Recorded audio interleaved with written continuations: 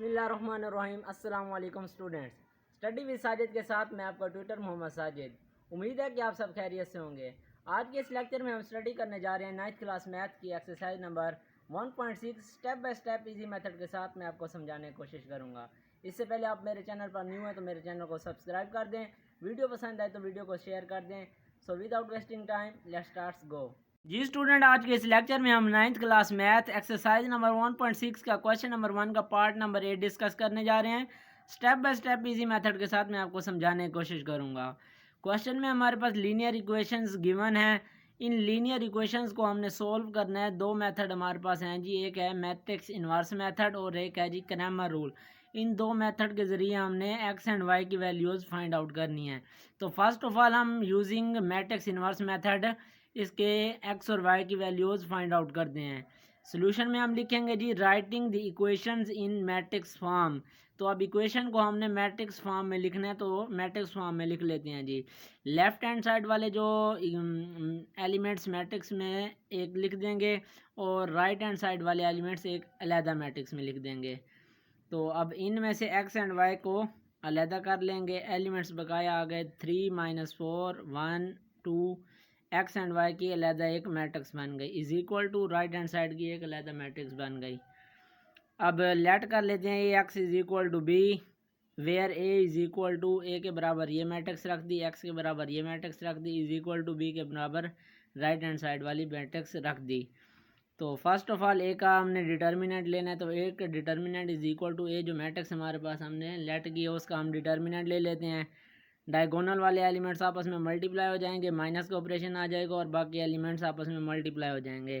3 2 = 6, minus minus plus हो गया, 4 1 = 4, 6 + 4 10 हमारे पास आ गया। तो ए का डिटर्मिनेंट 10 आ गया। अब हमने लेट जो इक्वेशन की थी A X is equal to B, तो ए का डिटर्मिनेंट हमारे पास 10 आया है जो कि नॉन सिंगुलर है। ए का डिटर्मिनेंट अगर माइनस में या प्लस में आ जाए तो वो नॉन सिंगुलर होता है। अगर एग्जैक्ट ज़ीरो आ जाता तो वो सिंगुलर होता, उसका हम इन्वर्स नहीं ले सकते। अब ये नॉन सिंगुलर था, इसका हम इन्वर्स ले सकते हैं, तो इसलिए हमने X is equal to A का इधर आकर इन्वर्स कर दिया। A inverse is equal to A inverse into B आ जाएगा। तो अब इस इक्वेशन को ज़रिए हमने फाइंड करके एक्स और वाई की वैल्यूज़ फाइंड आउट करनी है। एक्स भी गिवन है, बी भी गिवन है, तो ए इन्वर्स हमने फाइंड आउट करना है। तो सबसे पहले ए का इन्वर्स फाइंड आउट कर लेंगे। ए के इन्वर्स के लिए हमारे पास दो चीज़ें हमने सोल्व करनी होती हैं। फर्स्ट ऑफ ऑल ए का डिटर्मिनेंट और उसका ए का एडजॉइंट। तो ए का डिटर्मिनेंट ले लेते हैं जी। ए का डिटर्मिनेंट पहले हमने लिया हुआ है जो कि 10 आ गया। अब ए का एडजॉइंट ले लेते हैं। मैट्रिक्स ये हमारे पास गिवन थी, तो इसका आपने एडजॉइंट लिया तो डायगोनल वाले एलिमेंट्स रिप्लेस हो गए एक दूसरे से और बाकी एलिमेंट्स के साथ ऑपरेशन चेंज हो जाएगा। -4 था तो प्लस का 4 हो गया, प्लस का 1 था तो माइनस का 1 आ गया। अब हमने ए का इन्वर्स फाइंड आउट करना है, तो A inverse is equal to adjoint A over A का डिटर्मिनेंट।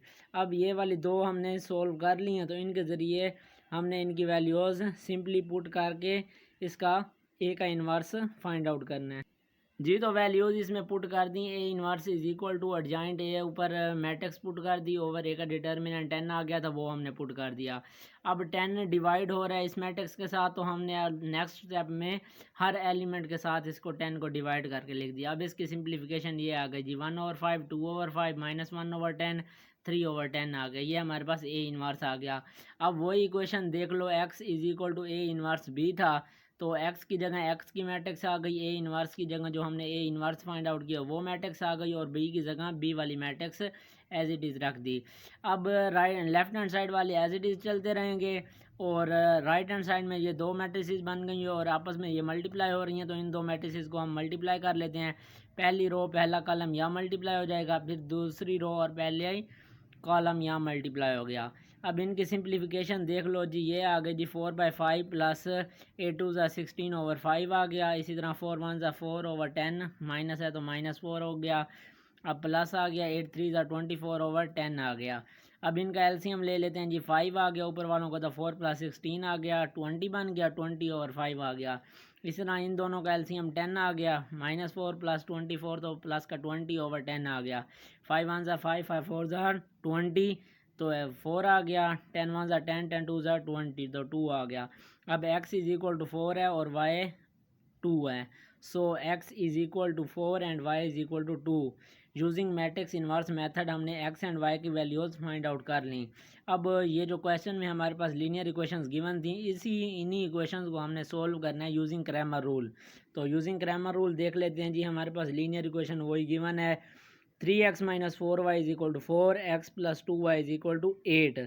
तो ये लीनियर इक्वेशंस वाली हैं, इनको हमने अब मैट्रिक्स फॉर्म में लिखना है। तो इन मैट्रिक्स फॉर्म, अब मैट्रिक्स फॉर्म में लिखने का तरीका ये है कि हमने 3 मैट्रिसेस बनानी होंगी। एक होगी ए के नाम से, एक ए एक्स के नाम से और एक ए वाई के नाम से। तो ए मैट्रिक्स जो होगी उसमें हमने पहले लेफ़्ट हैंड साइड में जो है उनके एलिमेंट्स ये लिख देंगे। इसी तरह तो ए एक्स बनेगी, उसमें पहले ये वाले एलिमेंट्स आएंगे और फिर वाई वाले आएंगे।